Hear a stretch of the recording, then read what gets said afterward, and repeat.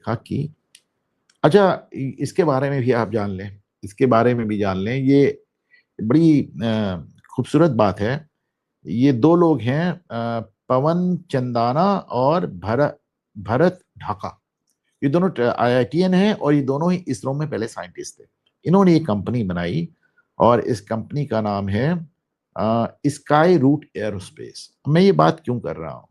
ये rocket Vikram one, जाहिर है विक्रम साराभाई जी के नाम पे है, जो हम हमारे यहाँ ये स्पेस रिसर्च के फादर कहलाते हैं।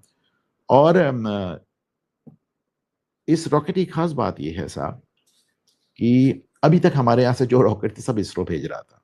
दूसरी खास बात यह है कि इस तरह की कितनी स्पेस कंपनीज, आपको आइडिया है कितने स्टार्टअप शुरू हो गए इंडिया में इनके जैसे? 300 से ज्यादा।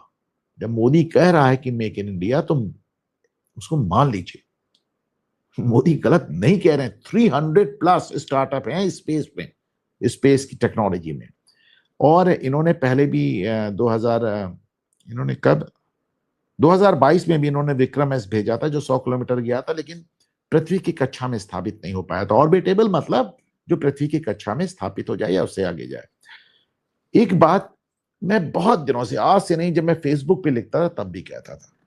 मैं कहता था कि साहब अंबानी हो, अडानी हो, बिरला हो, ये कर क्या रहे थे? बिरला जी हैं, कार बना रहे थे फिएट, फिएट को ले आए, प्रीमियर पद्मिनी बना के भेज दिया आपको।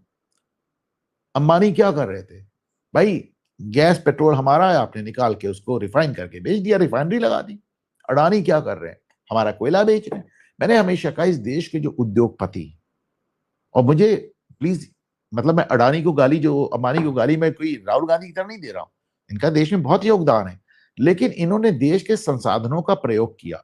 मैंने हमेशा कहा इस देश के जो इंडस्ट्रियल क्लास है उसकी सबसे बड़ी कमी ये है कि उसका अपना R&D नहीं है, रिसर्च एंड डेवलपमेंट नहीं है। हमारे देश में चंद्रशेखर रमन, जितने भी हमारे साइंटिस्ट नोबेल पाए, वो अमेरिका जाके रिसर्च कर पाए। हमारे पास रिसर्च फैसिलिटीज ही नहीं थी।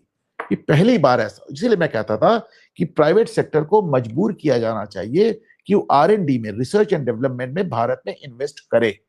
और अब हो रहा है। 300 स्टार्टअप स्पेस टेक्नोलॉजी में। आप देखो, देखिए ना, स्पेस एक्स है इसका, एलोन मस्क का। मैंने आपको बताया था ना कि नासा नासा, आप लोग इतना नासा नासा सुनते हैं, लेकिन जब आप पूछते हैं कि जो आपने मंगलयान भेजा है उनका जो गया है, उनके जितने यहां जा रहे हैं वो दूसरे लोग बना रहे हैं। कोई और कभी वो बोइंग बना रही है, तो कभी स्पेस एक्स बना रहा है, तो कभी कोई बना रहा है। नासा खुद कितने शिप्स बनाती, खुद कितने रॉकेट बनाती, जरा सोचे। तो प्राइवेट सेक्टर का इन्वॉल्वमेंट बहुत जरूरी है। प्राइवेट सेक्टर का इन्वॉल्वमेंट मोदी बड़ी स्तर पे लेके आ रहे हैं। इनफैक्ट अभी जो उन्होंने एक बड़ा डिफेंस का टेंडर किया, उसमें हिंदुस्तान एरोनॉटिक्स लिमिटेड, जिसमें ये जिसने तेजस बनाया, उसको बाहर कर दिया। ऐसी शर्त रख दी कि उसको बाहर कर दिया, क्योंकि अब प्राइवेट सेक्टर के आए बगैर इस देश का कल्याण नहीं है। तो इसके चलते मुझे ये इसरो के 2 पुराने वैज्ञानिकों द्वारा ये जो स्काई रूट एरोस्पेस कंपनी है, इसका बहुत स्वागत है। इसने रॉकेट का बहुत स्वागत है। मोदी जी ने इनके कैंपस का भी आज इनॉग्रेशन किया हैदराबाद में। तो प्राइवेट सेक्टर का डिफेंस में आना, प्राइवेट सेक्टर का रिसर्च एंड डेवलपमेंट में इन्वेस्ट करना, मेरे लिए पर्सनली एक बहुत खुशी की बात है। मैं इंजीनियरिंग बैकग्राउंड से आता हूं और मुझे हर बार इस बात का बड़ा अफसोस रहा कि सब हमारे यहाँ प्राइवेट सेक्टर शोध कार्य में, रिसर्च में, डेवलपमेंट में इन्वेस्ट नहीं करता। वो सिर्फ हमारी धरती के, हमारे देश के संसाधन, कोई कोयला बेच रहा है, कोई पेट्रोल बेच रहा है, कोई गैस बेच रहा है। क्या यार, तुम हमारी सामान तो बेच रहे हो, कोई नई चीज बनाओ, कुछ यहाँ कुछ रिसर्च एंड डेवलपमेंट में इन्वेस्ट करो। वो अब शुरू हो गया, और 1-2 नहीं, पूरे 300 स्टार्टअप।